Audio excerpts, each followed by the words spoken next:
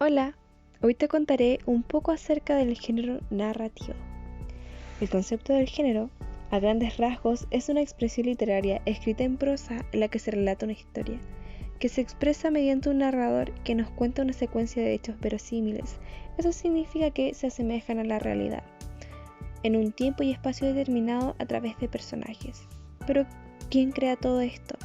Es el autor quien crea personajes para expresar ideas y emociones a través de un relato. Subgéneros narrativos. Los más conocidos está el cuento, que es un relato corto con pocos personajes y con una única trama que puede estar basada en hechos reales o ficticios. La novela, en cambio, es una obra literaria extensa que se narran acontecimientos que pueden ser o no ficticios. La leyenda es una narración que cuenta hechos humanos y sobrenaturales y se transmite de generación en generación en una cultura determinada. Pero también existe la epopeya. Las epopeyas abordan las acciones que componen la tradición de una nación o de una cultura. Casi siempre se escribe en un verso largo o en prosa. Las parábolas son narraciones breves que a través de simbolismo expresan una enseñanza moral. Las fábulas, comúnmente leídas o contadas a los niños, tienen moraleja. Son textos literarios cortos de los que se desprende una enseñanza o lección. En la estructura del cuento tenemos el inicio, en donde se presentan los personajes, el espacio y el tiempo. En el desarrollo se presenta el conflicto, del cual se desprenden tres tipos de conflicto. Está el conflicto interno, que es el conflicto que se produce cuando choca la razón, los sentimientos y el cuerpo del personaje. Es decir, cuando no se coordina el deber, que es la razón, el querer, que son los sentimientos, y el poder, que es el cuerpo del personaje. También está el conflicto social, que se da cuando las fuerzas se enfrentan de un lado el protagonista y de otro el antagonista, o también puede ser otro individuo, o un grupo social, o toda la sociedad en contra del protagonista. También está el conflicto superior, que se da cuando las fuerzas en lucha son el protagonista y fuerzas superiores al individuo, como las de la naturaleza, el tiempo o el destino. Siguiendo con la estructura del cuento, encontramos también el desenlace, es donde se resuelve el conflicto. Normalmente es aquí donde está el clímax. Pero también hay otras formas en las que se puede relatar una historia, como lo son ab ovo, que significa desde el comienzo, in media res, que es donde se relata desde la mitad, in media res, que en este caso es de atrás para adelante. Elementos de la narración. Encontramos al narrador, que es un ser ficticio creado por el autor.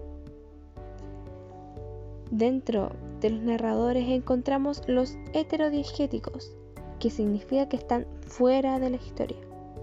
Está el narrador omnisciente, que todo lo ve, todo lo sabe, hasta los pensamientos y sentimientos de cada uno. Está también el narrador objetivo o de conocimiento relativo, que solamente registra los hechos fríamente. También está el narrador homodiegético, que significa que está dentro de la historia. Y entre estos está el protagonista, que cuenta su propia historia. El testigo, que es un personaje que narra la historia del protagonista. Dentro de los elementos de la narración también están los personajes, que está el protagonista, que todo gira en torno a él. Todo está escrito en torno a la vida del protagonista.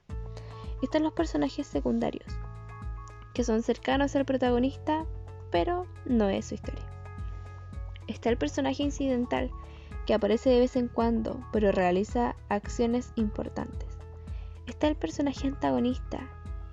Es casi tan importante como el protagonista, pero se opone al objetivo de este.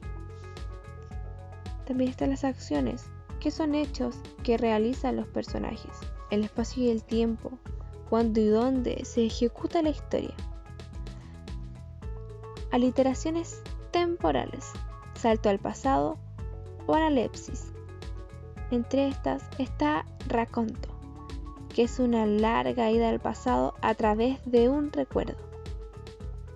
Flashback es un regreso violento y breve al pasado, detonado comúnmente por un objeto o situación. Salto al futuro o prolepsis. Premonición se trata de una extensa visión en el futuro. Flash forward, anticipación violenta y corta del futuro. Y por último, pero no menos importante, inferencias léxicas.